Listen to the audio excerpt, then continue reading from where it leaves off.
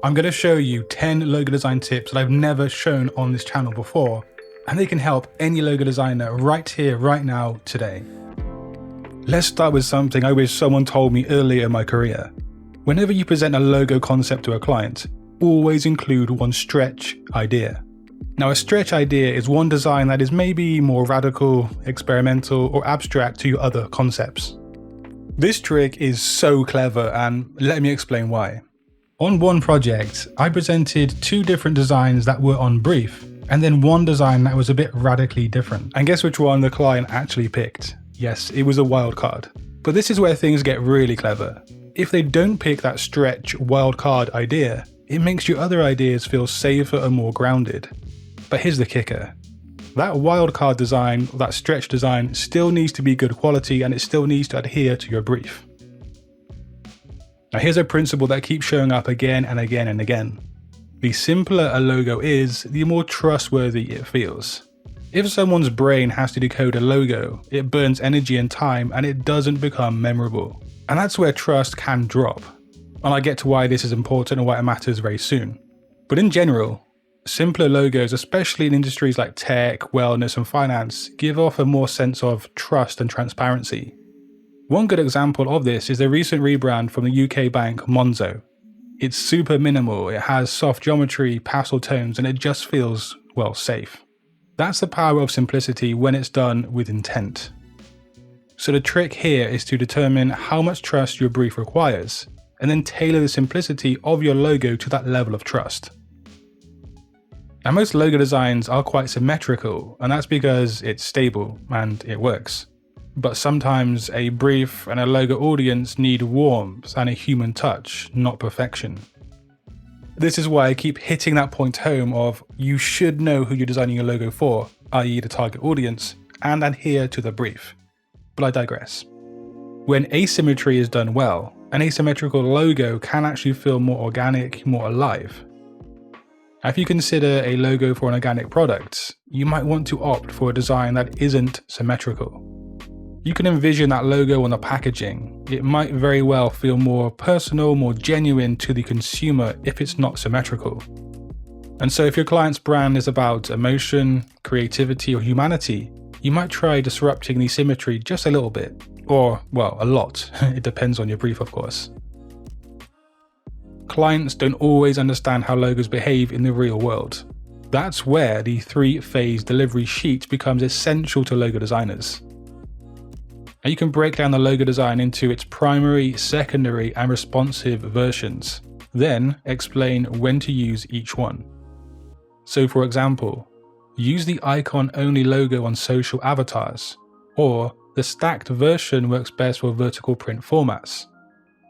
This makes your work so much easier to use for marketing teams and just anybody who comes to use it down the line. And you'll avoid seeing your logo warped across someone's Canva template 6 weeks later.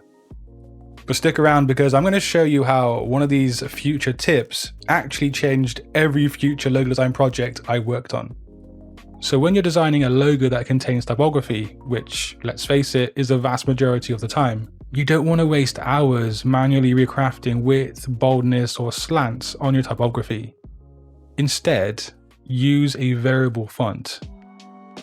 These let you drag one slider and explore a whole spectrum of looks without switching typefaces or rebuilding outlines. And you might be surprised, a slightly condensed version might flow better with a tall logo mark, or a low contrast weight might give the logo more polish and more finish. If you're working on a tight turnaround or iterating in real time with a client, this trick saves a ton of time and it shows high-level type control. Being able to control the font weight, the slant, and other features with a handy slider also lets you see many layouts in a super quick time. Now this is important. Everyone shows logos on tote bags, signage mockups, and so forth. But what makes a difference is what you say alongside that.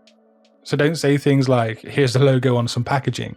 Say something like, here's how your logo symbol feels on packaging. It's calm, confident, and spacious. Look at the rebrand for Aesop, the high-end skincare brand. Their logo isn't flashy, it's a refined serif, minimal and grounded. But when you see it on, say, an amber glass bottle paired with minimal labels and the creamy off-white background, it suddenly feels intellectual, understated, and almost philosophical in some way. That emotional tone is what you want to highlight when showing context to clients, and that's because clients need to be ushered around to your logic.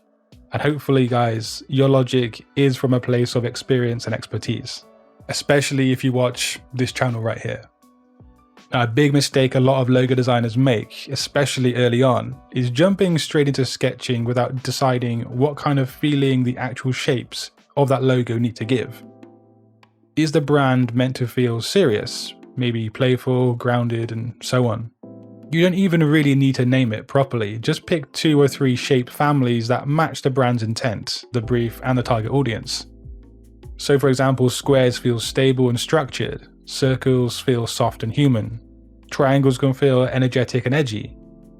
By defining these boundaries first, your concept will be heading in the right direction from the very start of the project. And that's precisely what I did for the Jiu-Jitsu logo I worked on a few years ago, and actually subsequently every logo design project thereafter. It's truly a killer logo design project trick that you need to be working into your workflows. Designing a single static logo isn't enough in 2025 if you really want to excel as a graphic logo designer.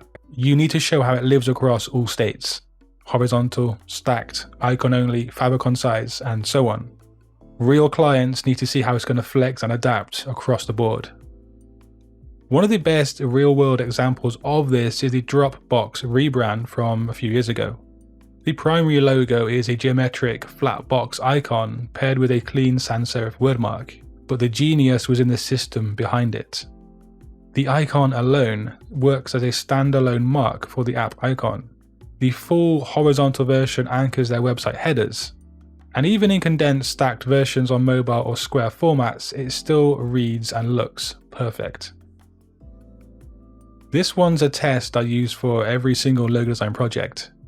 Shrink it down to 1 centimeter on paper and print it out in solid black. Now if it holds structure and it still reads clearly, the concept is probably sound enough in that regard. If it falls apart, then I know that I need to simplify or reconsider things slightly, at least. This test is brutal, but honest. The best logos are the ones that work at 1 centimeter in full black grayscale. Now here's a final touch that you really need to know. Include a short README in your logo package. It can just be a 1-page PDF or text file, and what's inside is how to use the formats and where they can reach you. It tells the client, I've thought this through for you. It's clean, it's respectful, and incredibly rare. And I've had a few clients come back to me months later just because they remembered how easy and how helpful that delivery file was. It's a true trust builder that will fuel your partnership with clients in the future. Now, if you've made it this far in today's video and you are serious about logo design or graphic design in general, I've got a small little reward for you. Right now, I'm giving 65% off everything in my design store exclusively to viewers like you have got this far in the video. That includes my logo design guide, the client document pack, and the color guide, as well as everything else, all of which have thousands of downloads and amazing feedback from designers around the world. These aren't just digital files, they are exact tools that I use on my projects. So hit the link below and use the code Satori65 at checkout to grab that limited edition exclusive discount.